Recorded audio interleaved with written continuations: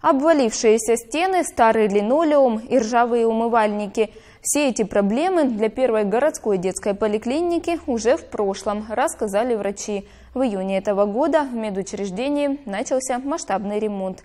Наконец, реконструкция помещения вышла на финишную прямую. С подробностями Дарья Симутина.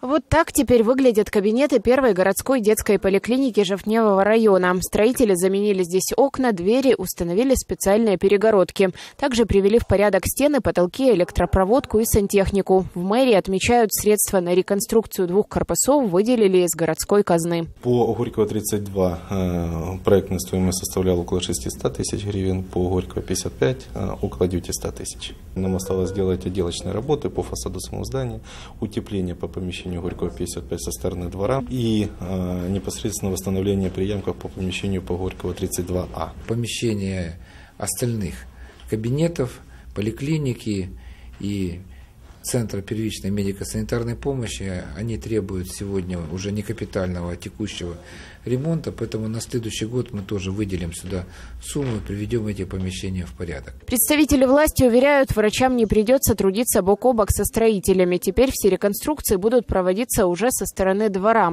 В свою очередь медики надеются, что в новых условиях и работаться будет легче. Наличие такой хорошей поликлиники, прекрасного ремонта, прекрасных стен и наличие хорошего содержания в виде хорошей аппаратуры, это будет очень большая помощь в том, чтобы наши дети стали здоровее.